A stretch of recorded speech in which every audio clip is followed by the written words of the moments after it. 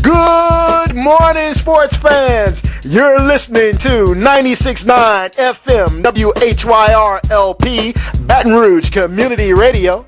This is Eric Hatfield along with Coach Perry Daniels, and we are here to bring you the latest, the greatest, the best, and the most entertaining in high school, college, and professional sports. You are listening to Louisiana All-American Sports.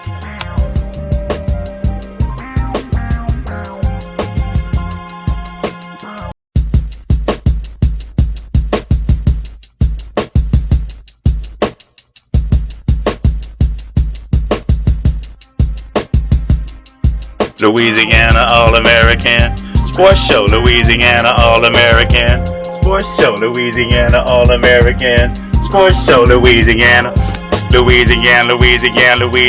All-American Sports Show. Louisiana All-American Sports Show. Louisiana All-American Sports Show. Louisiana.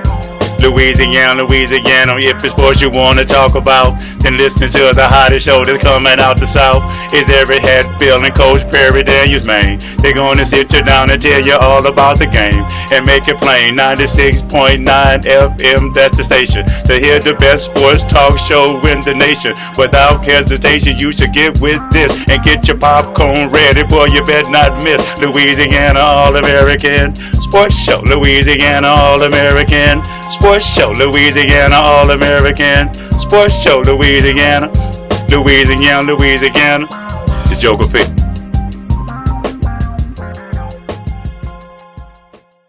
I'm just so fresh, so clean. Yeah. Good morning, Baton Rouge.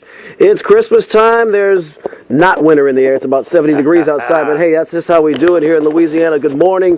This is 96.9 FM WHYR-LP Baton Rouge Community Radio, and you are listening to the Louisiana All-American Sports Show. I am Eric Hatfield. And I'm Gerard Piper, better known as Joker P. And we have another Saturday full of sports here on Louisiana All-American Sports.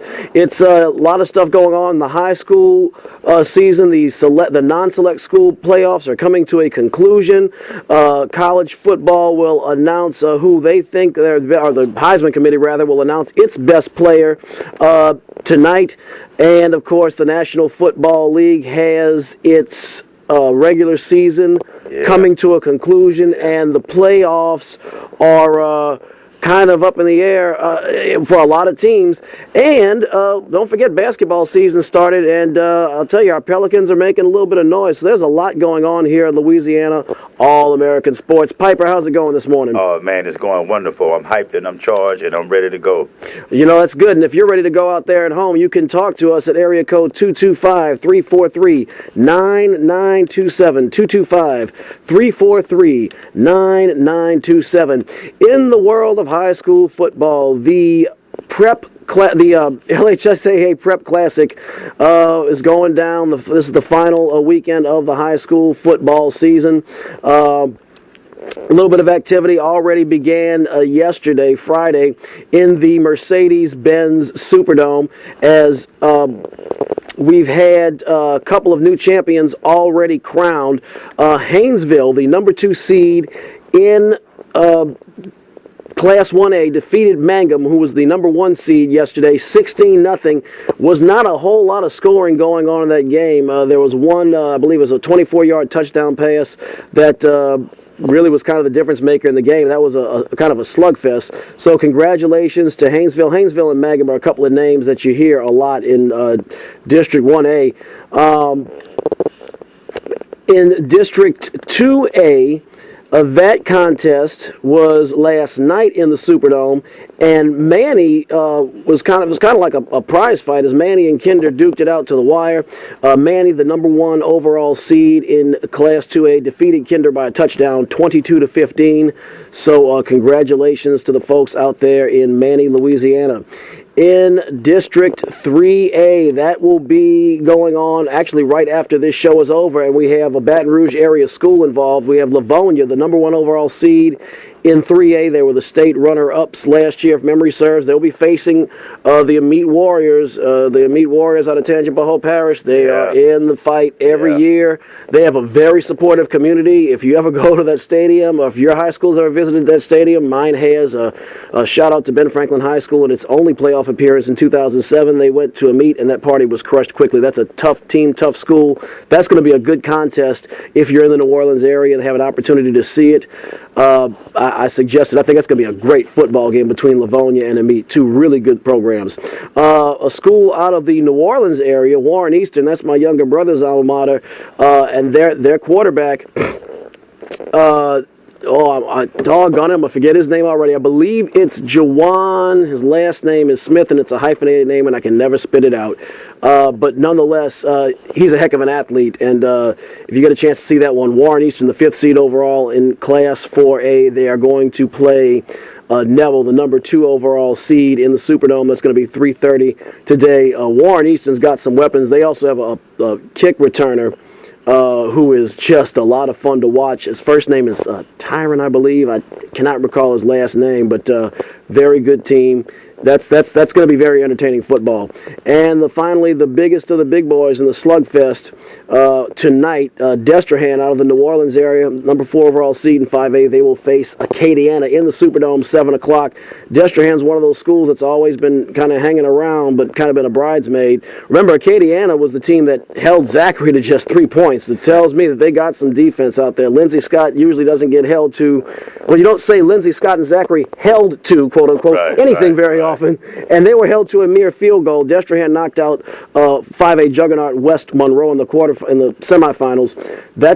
So it should be a pretty good contest. I'm not very familiar with either of those teams, but I'm very familiar with the teams they rubbed out, so they definitely came pretty far. So, area code 225-343-9927, 225-343-9927 if you want to get in on the conversation.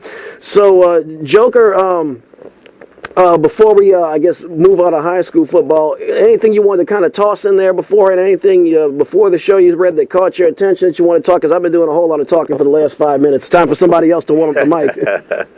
Well, it's a couple of topics that interest me. The high school season, that we covered a lot of games this year, and it was a wonderful experience for me, and I saw some real talented kids, and it seems to me that you can see the progression in high school and see where they're starting to get a lot more sophisticated offenses, greater athletes, and everything. It's just very commendable, even all the way down to Pop Warner now. And in Baton Rouge, particularly, I see more support on the football side of it. So that's just been a great thing. You know, Southern did well this year. LSU kind of underachieved a little bit, and we'll get to them and the Saints, of course. But other than that, it's just been a little bit of news in there. Of course, kind of getting off topic a little bit. The Ferguson and the New York thing was, to me, was something that affected me in the last couple of weeks and everything, and it's kind of about something that transcends sports. I agree, and it's on the agenda. Yeah, it's on the agenda for the day. No, yeah. We're jumping ahead a little bit, but that's not off the topic for the menu. When we leave out of the college and into the pros, we'll definitely talk about that. While it does transcend sports, there is a sports component to it. That's right. And we definitely will discuss that. And it's an issue that affects really everyone in the community, and we are a community radio station. So by all means, Joker, we're going to get into that. Area code 225-343-9927, 225-343-9927 to get in on the conversation. So that's going to wrap up the world of high school football. We will be bringing you high school basketball coverage here, or not here, but on LouisianaAllAmericanSports.com. The games of the week will probably begin returning as soon as next week. Check the LouisianaAllAmericanSports.com website for the schedule, but we'll be bringing you a host of teams. I'll tell you that teams that will be included on the menu, in all probability, the Southern Lab Kittens will be on there, the Bel Air Bengals, the McKinley Panthers, the Port Allen Pelicans, we brought you a lot of last year, a lot of good basketball over there. Probably Christian Life Academy, the Crusaders will probably have them involved. And also possibly Bruley. We just have to kind of tie up and confirm some of our reservations, but we're going to have that and a whole lot more as we're going to touch out and reach some new friends on Louisiana, allamericansports.com. But basketball will be coming back very, very shortly. So on from the pro ranks, on from the high school ranks to the collegiate ranks. We, of course, have, somebody, we're going to have a new Heisman Trophy winner crowned tonight. It's going to be interesting. You know, every year, I love the pageantry. I love how they get the finalists up there and bring them out to New York, and they have the pageantry, and you have the past Heisman guys out there. You know, last year it was interesting. Jameis Winston, who was undefeated this year, reigning Heisman winner, he didn't even fetch an invite this year. And while he didn't have the year he had last year, I can see why he wasn't a finalist. I'm just surprised he wasn't invited in the building. And that kind of tells you, what some of his antics, the effect some of his antics might have had on some of the people during the season, on some of the people in the Heisman committee saying, oh, well, he's got to focus on finals or whatever it is they said, but they didn't invite famous Jameis up there, Joker. Yeah, and that was kind of surprising to me. But like you said, because usually in the Heisman, they kind of go with wins. You know, if your team is winning, it doesn't matter about your stats. They kind of go with the win. Especially if you're a quarterback. Especially if you're a quarterback, exactly. And for them to invite Melvin Gordon, which he had a phenomenal season. Don't get me wrong. A couple of phenomenal games too, man. A couple of phenomenal games, but they lost. LSU beat them, right? LSU beat them. They lost in the Big Ten. And they got throttled, not throttled, throttled in the Big Ten championship. Ohio State, yes, absolutely. That's right. So Jameson, he does have a case. When you can look at the numbers, and he's been down this year, no doubt about it. But I think the off the field issues really affected the people vote and everything to invite him back. It did, and that you got, and even the Heisman folks have a clause in there saying that you want to exemplify good character and so on. And when you've already been awarded the Heisman as a freshman, and then you do some of the silly things, and that's definitely a part of growing up about that. But it's like Tupac, all eyes are on you. All eyes on you. But are we gonna? I know we're gonna discuss the 4 teams that's in there. Oh, we're going to discuss. Yeah, Let's talk about the teams. Let's kind of see how the scuttlebutt plays itself out, because we have a little bit of time before the playoffs start. But we're definitely going to talk about that today. About the 4 teams, at least the ones that they chose. Yes, sir. You feel like they got it right? We're going to get to that. Joker's on in 5th gear today, man. And by the way, you can discuss that too at 225-343-9927. 225-343-9927. So let's talk about some of the possible candidates. Marcus Mariota, University of Oregon. I think he's going to win it going away. I think he is. I think he sealed as the stretch run of the season went on, he proved why he was college football's best player. He had performances that were becoming more consistent and more flawless, and really, by the time the Pac-12 championship rolled along, he made folks kind of forget about that loss to Arizona earlier, and I think they avenged that rather handily by absolutely destroying the Wildcats. Mariota, some of the numbers that stand out this season: 3,783 yards passing, 38 touchdowns, 2 interceptions. 38 touchdowns and 2 interceptions. That is incredible. He also ran for 14 touchdowns on about 6 yards a carry. So, this guy's got it all. He is probably going to be a top 3 pick in the NFL draft, if not number 1, in the 2015 NFL draft. So I think he's going to win it going away. There's still some people worth talking about, though. Melvin Gordon, like you pointed out, had a spectacular season. 2,336 rushing yards and 26 touchdowns, averaging 8 yards a carry.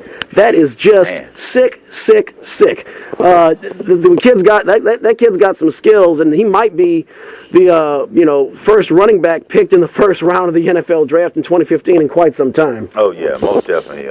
He is outstanding. I saw him in the first game they played when they played LSU, and I kept looking at this guy. I was like, man, this guy here is unbelievable. The way that he he has a certain ability that he can cut on a dime and he can start back, and he has power. He has all the tools. He kind of reminds me of Adrian Peterson in a way, but maybe not as fast. But man, this guy here is. But I think at the end of the day, I think Mariota has an experience. He's been there, so I think coming into this year, it was kind of like his Heisman to lose. It was because he's been there at Oregon. He's more experienced than all the rest of the candidates. I think people were kind of looking at other candidates at first when Kenny Trill came out in the big game. Dak Prescott. Right, Dak Prescott. You know, they kind of jumped on that band. He had a shot too, man. Right, because we're always trying to look for new heroes, and look new people to come out of nowhere and to just shock the world like a Johnny Manziel, like Johnny Football did. So I think, but when Mariota, hey, it's not even really close this year. No, it's not. Usually it's debatable a little bit in the Heisman race about who should win, but this year, it's Mariota, hands down. He earned it. I mean, he definitely paid his dues and did what he had to do on the field. Another outstanding football player, worthy of being at the Heisman ceremony night, man. Amari Cooper, University of Alabama. He won the Biletnikoff Award. I believe he is the first Alabama receiver ever to win that award. Alabama traditionally is not a team that throws the ball a lot, and this team didn't throw the ball a lot except to Amari Cooper. And he really helped Blake Sims, the quarterback of Alabama, come into his own this year. Amari Cooper had 115 catches. Let that marinate for a second. You get 100 catches in the NFL, as much as they're slinging the rock around, you're a bad man. Exactly. This is in college, where they only play 13 games in the regular season, plus the conference championship. 115 receptions, over 1,600 yards, 14 touchdowns. Amari Cooper was just a man among boys. 12 catches in the SEC championship game when they stomped the Missouri Tigers. This is a special, special athlete, and he is going to be, I think, an impact player at the next level, but absolutely worthy of being at that Heisman ceremony tonight, Joker. Definitely a legit finalist. Oh, yeah, no doubt. When I look at far as who I think is going to be the most successful and who is really the most purest athlete, it is Amari Cooper. To me, he is a lock. He is kind of like the Megatron of college football. This guy here has all the tools, and for a team that doesn't throw the ball as much, and for him to get those stats. So, to me, he should be right behind Mariota. I wouldn't be mad if he won it.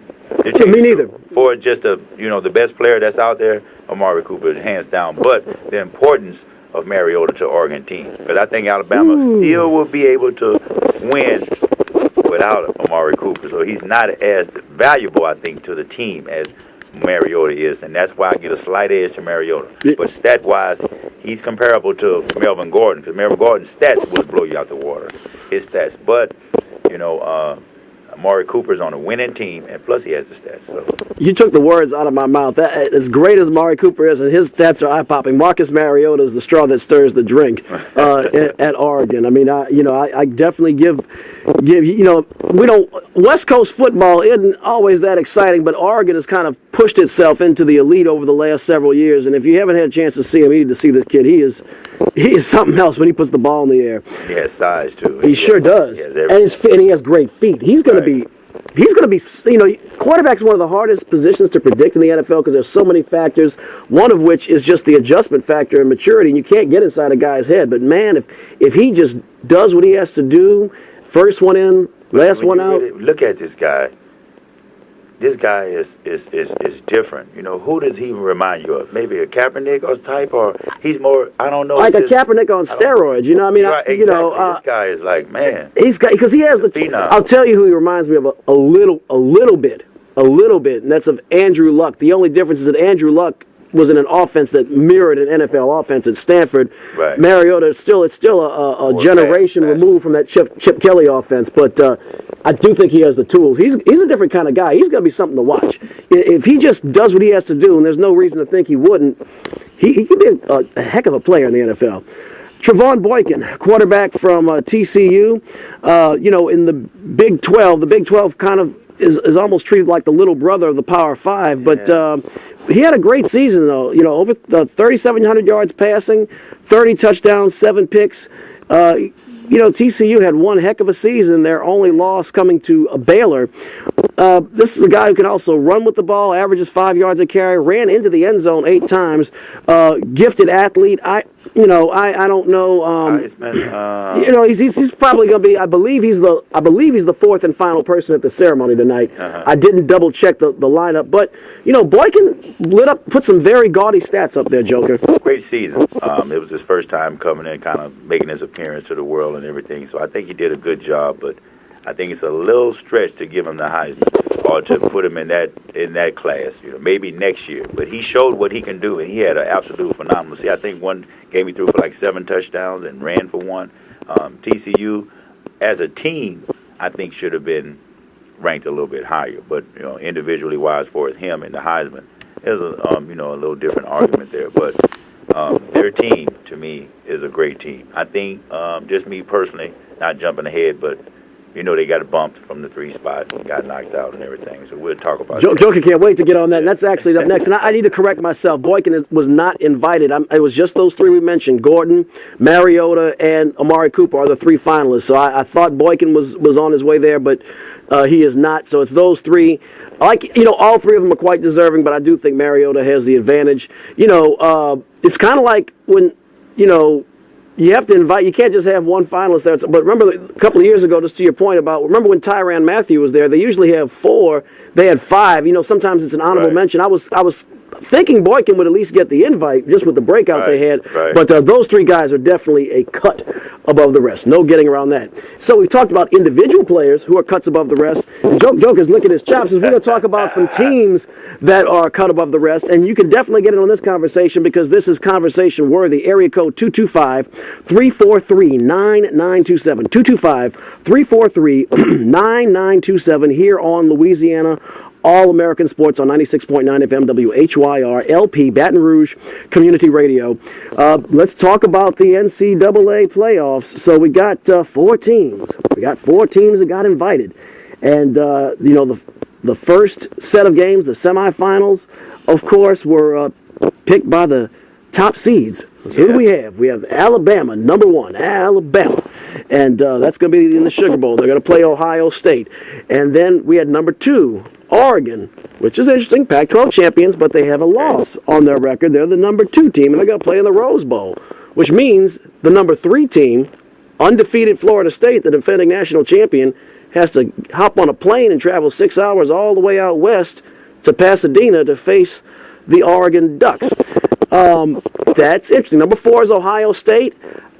Winners of the Big Ten, I can live with that. And they, of course, jettisoned TCU and Baylor and the Big 12 altogether from that. So, Joker, you've been dying to get in on this. So I'm going to let you take the ball and run with it, and I'm going to follow behind you. And if you out there want to talk to us, 225-343-9927, 225-343-9927 to get in on the conversation, and we have a phone call. So, it looks like you all want to get in on the conversation with us. And this is, what can I say? It's definitely something that's worthy of debate. It's caused a lot of controversy. And we've got a caller on the line. Good morning. You are on Louisiana All-American Sports with Eric Hatfield and Gerard Piper. With whom are we speaking this morning? Coach Perry Daniels. Hey, it's Coach Perry Daniels. All right. What's going on, Coach? Of course, yes, indeed. We have Coach Perry Daniels checking in from our nation's capital in Washington, D.C. It's great to hear him. We haven't had him on the show in a couple of weeks. Of course, he's the brainchild, the founder, and the father of the Louisiana All-American Sports Show. Perry, what's going on? Yes, I am. I missed the first part of the show. Let me say that to you, gentlemen. I am actually at Freedom Plaza in Washington, D.C., and I am in the midst of a march regarding Mike Brown and our gentleman from New York. Eric Garner, yep. Eric Garner. So I'm going to listen in to you, gentlemen.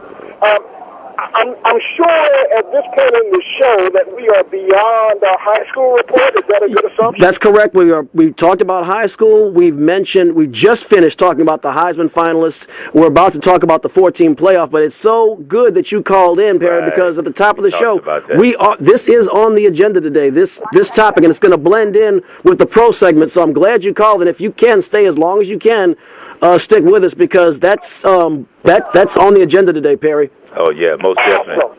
So, I'm glad to see that, gentlemen. Let me just say this now about the high school. I've got to point this out, Greg, that the Bel Air Bengals are 10-2 in basketball, and they play the WHYR Cubs tonight for the championship of the Kinsley tournament.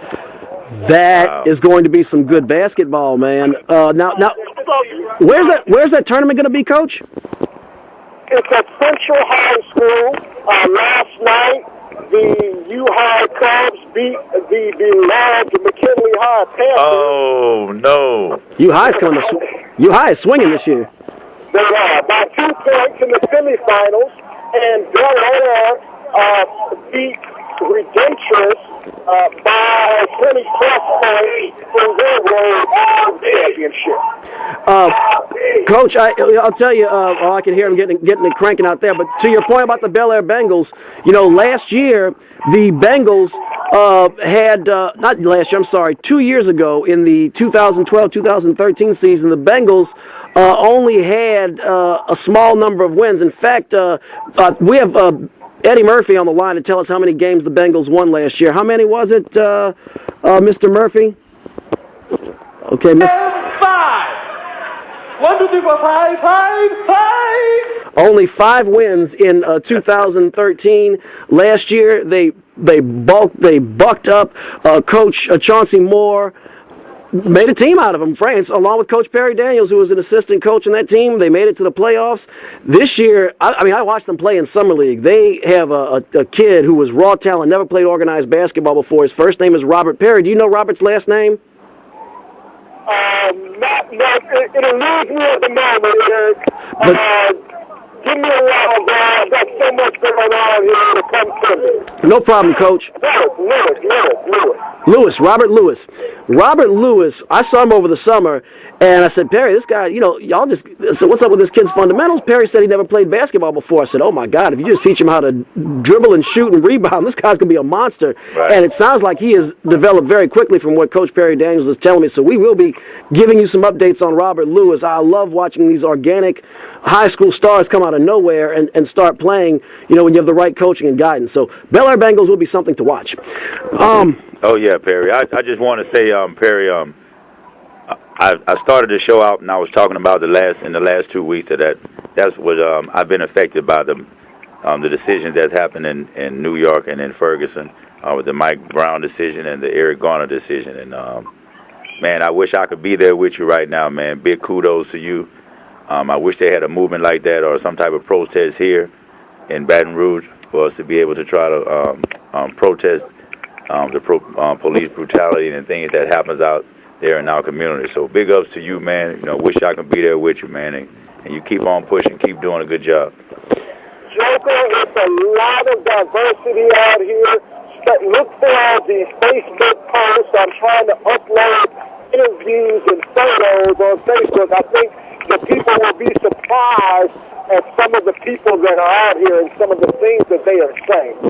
I'm very inspired by what's going on, and I'm glad. They've been talking about the diversity in the news a lot, and I'm happy to see that. It tells you that, first, when you step on anyone's foot, you shouldn't step on anyone's foot. When someone screams, ouch, you should, be a decent person and help them out. But it goes beyond just a segment of the society. It is an American issue, and I'm glad that as Americans, people are recognizing how this affects everybody and not just one group, one ethnicity, one demographic. Right. So I think we've evolved a lot as a people, as a country.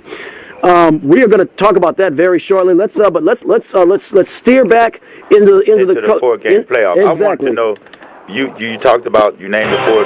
So, want to get us queued up there. Go ahead, Joker. Oh, ready, man. I love that music right there. It kind of just get me going when I hear that. You know what I mean? Oh, yeah. Yeah, but I wanted to hear, you talked about the 14 playoff. I wanted to hear your top 4. My person, 1-4. I can. You know what? Here's the thing. I'm comfortable. I'm comfortable with the 4 they picked. I have a problem with the order. Right. Personally, I have no problem. And I said we talked about this a couple of weeks ago. I have no problem with Alabama being number 1. I think the SEC is getting special treatment because it deserves it because the SEC is that good. Look at how brutal the SEC West was. Okay. But after that, though, Florida State undefeated. I don't care how quote-unquote weak the ACC was. I don't care how ugly their wins were.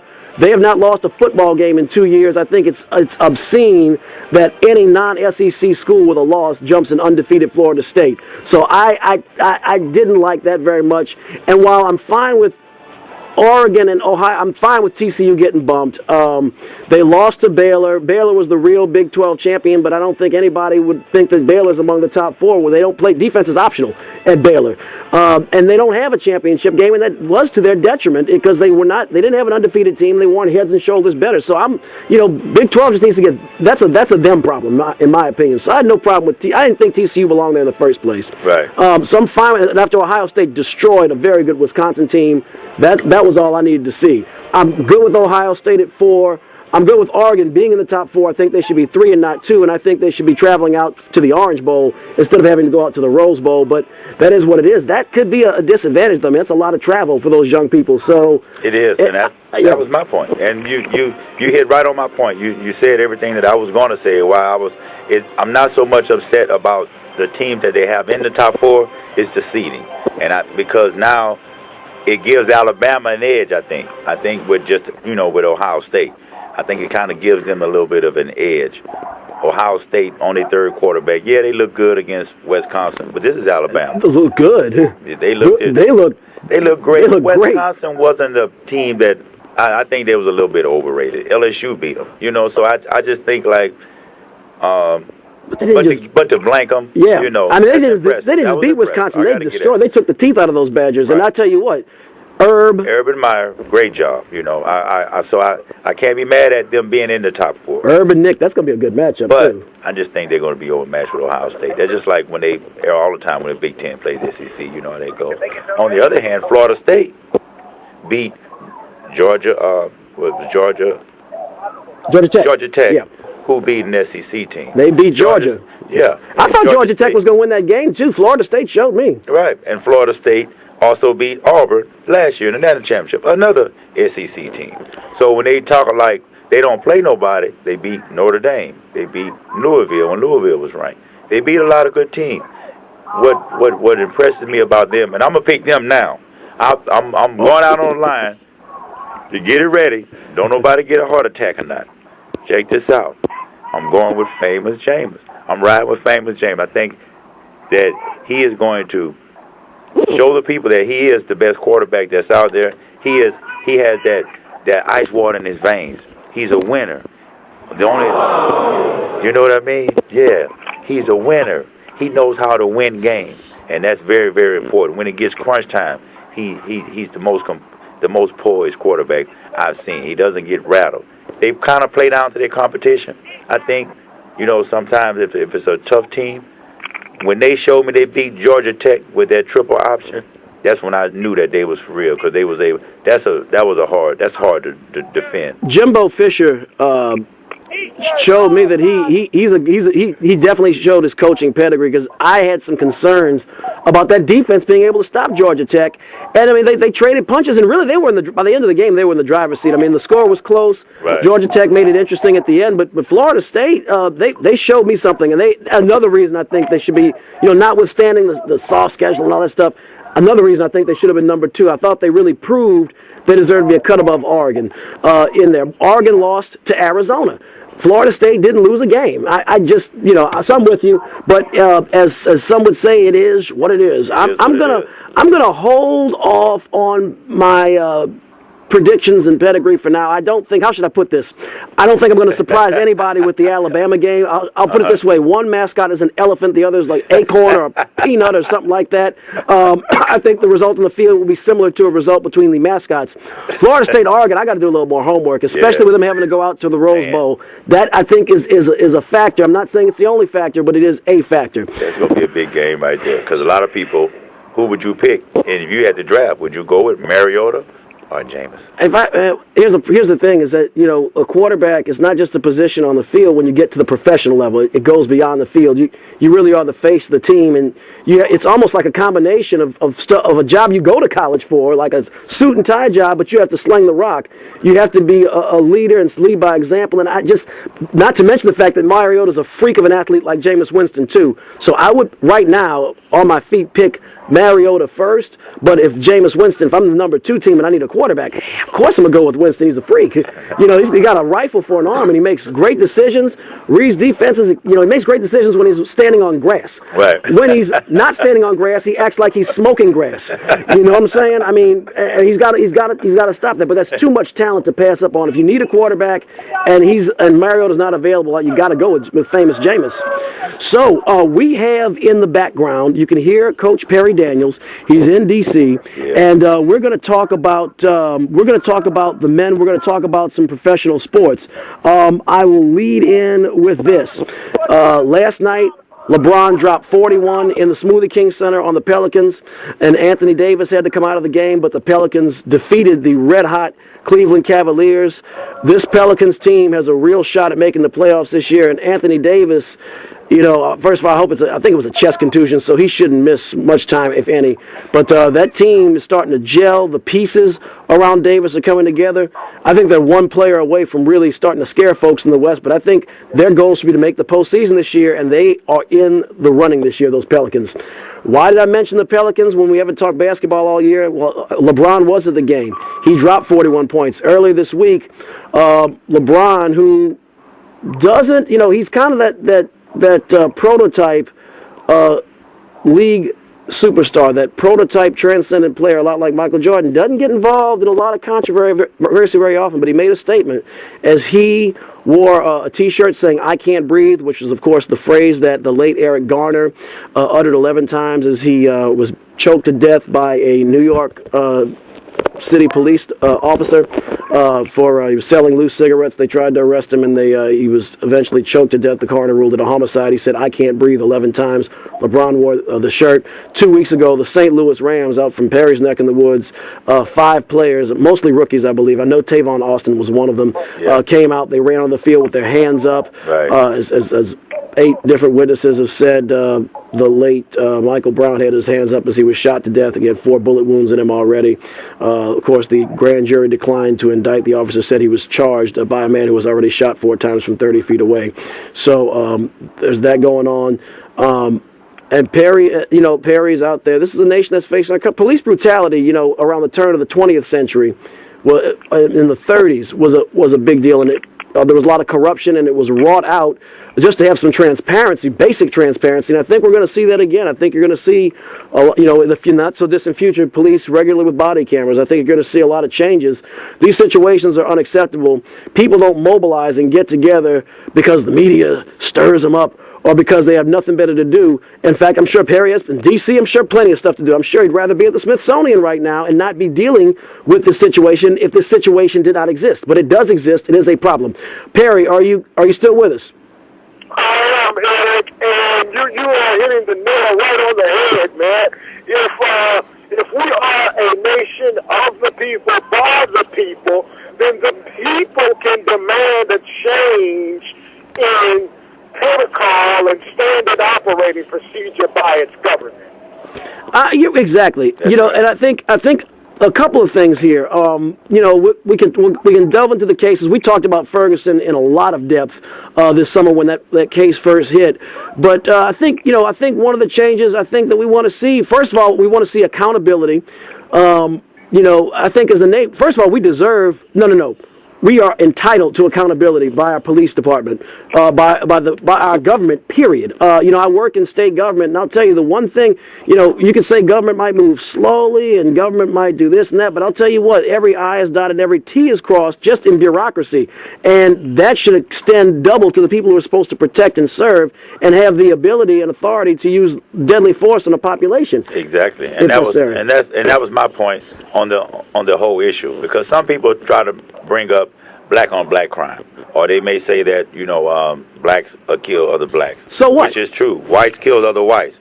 But that's not, you know, So the what? point is, exactly, so what? It's like the point is that when you're a preacher or you're a person that, you know, you're in a certain position, then you're held to a higher standard. You are a police officer. You have a gun. You know what I mean? You're held to a higher standard. And if a black kills another black, one of them is going to go to jail. Exactly, and that I mean? hasn't happened here. That, Right. You took the words out of my mouth. You know, I hear some of these folks on Fox News talking about, well, there's a black on black crime, and they don't talk about that, and it's more likely that's all factually accurate. But you know what? If you don't hear any stories about a black guy killing a white person, you know why? Because he's going to jail. Right. There's nothing to hear about. He's going to freaking jail. You know, if a black guy kills another black guy and gets caught, he's going to jail. You know, I watch the MSNBC special every Saturday, The Lockup. It's very entertaining to me. And what I notice is those guys got caught. I don't see Officer Darren Wilson in the slammer. I don't see the gentleman in New York, and I can't remember his last name. It's an Italian name, ends in a vowel. I can't remember it though, but I don't see him. Although I think he's in trouble because he got caught on tape. I think he's gonna have to pay the piper eventually. No pun intended, Joker. But you know, there needs to be accountability. You know, you can't just blow people away. You can't just choke the life out of people and be like, oops, sorry, it slipped. Right. So Perry, what's going on there? Indeed, what are you seeing right now? Well, right now we are moving towards the Capitol. There are a number of people out here. Some have their hands up in the manner that was reported regarding Mike Brown's moment just before he met his demise. Some people are chanting that we need a revolution in our country. It's the entire gamut out here, Eric. It's a beautiful thing to see. This is democracy at its best. I agree. This really is what our country was founded upon, and I think I think the founding fathers would smile right now if they had seen what our country has evolved into, how we've developed, and how we've overcome challenges and social issues. Dr. Martin Luther King Jr. had a quote that always sticks with me. I'm going to butcher it a little bit, but it's like the arc of justice is the arc of. Basically says the arc of change is long, but it bends towards justice, something like that. It takes time, but we always seem to get in America. We might take a while. We seem to get it right eventually, though. Yeah, we do, and I think that right now, this thing has been going on. It's been a lot of police brutality. It's been a lot of other things that's been going wrong in the community, and it just now all of this Eric Garner and Mike Brown and even Tamir Rice, the young 12-year-old that got shot.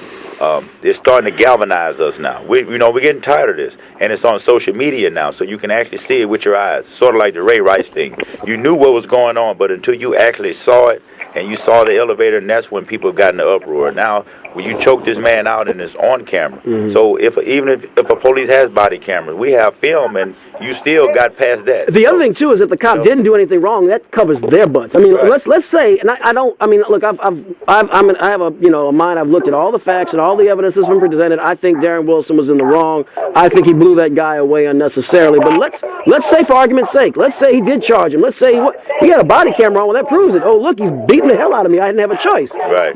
So I mean, it works two ways, and it protects our law enforcement officers, from some people trying to cheat the system. Exactly. We're going to steer this back to sports just a little bit. What do you guys think about the athletes making their stands? You basically have two sides. One side saying athletes have a voice that others don't have. They should speak up. And you have others saying they should just shut up and play ball. To the latter, I would give the old foxtrot Yankee, but it's a free country. What you think? Well, I think that it's imperative, it's imperative, and I think that it's really almost an obligation when you're in that position that you have to speak on social issues, especially if it's affecting your own culture. Because other cultures, those people in position, they speak. If a person of a Jewish descent, Jewish people don't hold their tongues. Right, they own Hollywood. That's right. You know what I'm saying? Exactly. They're gonna defend themselves, and I'm not mad at them about that. No, me neither. I think it's great, and they're proud to be Jewish, and they say that. And black folks, go ahead. And black folks have a little bit of an inroad on the diamonds and on the football field, and the gridiron, and the basketball court, and they're using it. Good for them. Go ahead, Perry. I'm sorry. No, I was just going to say, to reiterate the point that the both of you are making, here's the beauty of a basketball player. We all know his face, so even when he's not on the court, people recognize recognize him. Right. But the football player who goes to work with his face covered, when he's not on the gridiron, he's treated as an everyday, average African-American, if that's what he happens to be. Good point. So it is in his best interest to protest, to speak up, because they still have to endure the same system that the average, everyday Joe citizen. Look, Darren Wilson didn't know how much money Mike Brown had in his bank account. That didn't matter. Right. Right. No. Yeah. He was just being. Yeah. Exactly. Right. I agree. And I think it's good to see. I think it's good. You know. I think when you pick your battles and you only have so many bullets in that gun to use your public forum, some more than others. LeBron has probably a limitless surprise. But when you pick and choose the right moments and use it effectively, it can help affect change. So that's. But you know, not to interrupt you, but you know, I get emotional about a topic like this because to me, if you're in a position, and like Perry said, you know, people know who you are, you can affect a lot of change. And in a way, you're independent because you may work for the NBA, but you have enough money where you can speak what you really want to speak. You know what I'm saying? And if you have an obligation, Michael Jordan didn't do it. You know, a lot of our, right. you know, that wasn't his thing, and it wasn't his he was thing. open about that. And that's what kind of hurt me because to he me, did it's speak like, up as an owner though. When the Ferguson hit the fan, even he said spoke a little up. something about it. But to me, when you're in that position of the LeBrons and the other people, you know, to me, you have an obligation because if you put your head in the sand and you're one of the biggest stars, it's basically saying you're turning your back on what's going on in your family. It's like I'm saying, well, I got my money. I'm not worried about that. You know, it's just not a good look. That's why those guys back in the 70s, Muhammad Ali, these people, you know, they use their influence. You know, it's a we thing. They paid a price too, though, right? And everybody's got to make that choice for themselves. See, LeBron, and this is why I say he picked an issue that I think public sentiment is generally on the side that he's on, and he's got such a squeaky clean image. He has the credit. He has as George Bush would say, he has the capital to do that, and he spent some of it, and good for him. And good for him. Richard Sherman is one that. That's another one. Yeah, and the thing is, Richard Sherman's like, you already know I'm going to talk, so it doesn't surprise you, whatever he says. There's no way to transition from the sublime back to the trivial, but we do want to very quickly get in last week's I Told You So before we talk about the men of the National Football League. We are still a sports show. Of course, this is definitely a sports component to this very serious topic, but we definitely want to make sure we talk about those folks as the regular season is going down. But for now, we'll get to talk about who was right and who was wrong in this week's edition of I Told You So. And I'll tell you, I made a prediction last week about our Saints, and, well, here we go. I told you. What did I tell you? Didn't I tell you? 'Cause I told you. And when did I tell you? A long time ago. And what did I say will happen when I told you? Exactly what just happened. That Alcorn State, the Braves, simply have a lot of experience doing their thing and putting up points and staying in front of their opponent, which is why I think they're going to come out ahead of Southern today, although I think it's going to be a competitive matchup. But I'm going to take Alcorn because I'm outright hating at this very moment. Right now, I'm just outright hating at this moment. I mean, emotionally, I'm hating. I'm going to take Alcorn, but literally, I think Southern may squeak out a close win. I think Big Prime, Big Coach Odom, Big Worm. I think that they're gonna pull it out.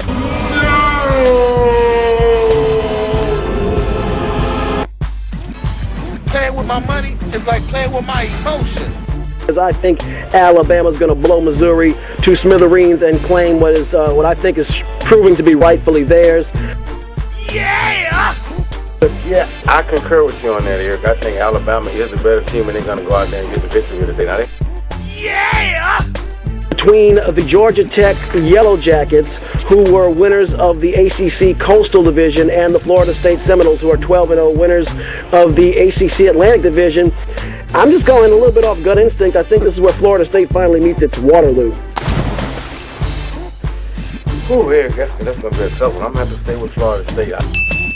Between the Kansas State Wildcats and the Baylor Bears. This is a team that rarely scores less than 50. I think they're going to declaw and slaughter the Wildcats today.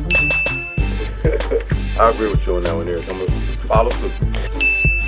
our New Orleans Saints. This week, they face the Carolina Panthers tomorrow at 12 noon. Oh, I'm holding my breath. I don't want to make a fool of myself, but I think the Panthers win going away tomorrow. Speaking of the Pittsburgh Steelers, they have an opportunity to rebound, but they have to go to Paul Brown Stadium and face the Cincinnati Bengals. The X factor is going to be Le'Veon Bell. If he can get off, Pittsburgh might have a chance. I don't think he will. I think Giovanni Bernard and Jeremy Hill in that running game, and then Andy Dalton doing what he needs to do when he needs to do it is going to be enough. I think the Bengals win that game tomorrow, Professor. I'm going to take the Bengals also, although they upset me last week.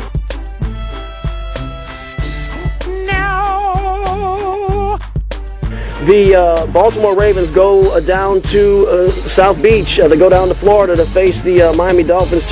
And Miami seems to be getting the hot hand, especially their quarterback, Ryan Tannehill. And for that reason, my gut is telling me to go with the Dolphins. It is a long game, but I'm going to have to part ways with you on that one, Eric, and I'm going to take Baltimore. We'll see. I mean, look, the flip side, if Justin Forsett gets going, or Justin Forsett, if he gets going, could be a different story. Indianapolis Colts of the AFC South going to take down the Cleveland Browns. And for that reason, I think Andrew Luck's luck is going to continue. I think they walk all over the Cleveland Browns. And we might see Johnny Football next week, but it'll be a day late and a dollar short. The primetime game, the Seattle Seahawks are going to the city of brotherly love to face the Philadelphia Eagles. The game's in Philly, and that's the slight edge I think is going to go to the Eagles. I think they'll be able to outlast the Seattle Seahawks. I'm going to stay with the Seahawks and the scenario you just explained. This is a turning the corner game for the Seahawks. They need it. I can't see Philadelphia defeating the Seahawks. It depends on which Phillip Rivers shows up. This is a tough call. I'm going to go with the Patriots, but I'm not going to bet the farm on that, Professor.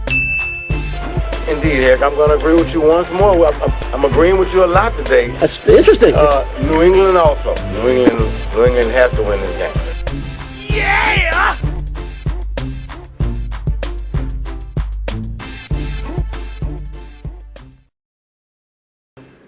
Yeah. So, remind you all. Bad, man. You weren't too bad last week. Yeah. Oh, yeah. I told you the Panthers were going to win that game, man. Going away. Oh, boy. Man. So, like to remind you that coming up in about 8 minutes, we have Noel Jackson with Music Satisfaction.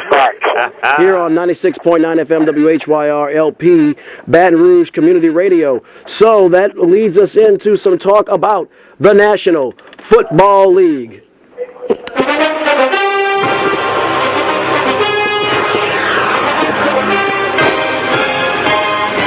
So last week, the New Orleans Saints hosted the Carolina Panthers. The Panthers made it onto the field. The Saints apparently sent their holograms out there and got absolutely destroyed by the Panthers. Coach Perry Daniels often tells me when we've covered some games that go badly that the coach might want to just burn the tape and move on. And that's got to be what I would hope Sean Payton would do. There's not much you can glean out of that. Nobody did anything they were supposed to do. So the Saints go to the first place. The Saints, who are tied for first place with the Atlanta Falcons at 5-8 in the NFC South, go to Soldier Field where they play the Chicago Bears, who are also 5-8 out of the playoffs. The Saints have historically had a lot of trouble in Soldier Field. I can count on my hand the number of games in the last 25 years.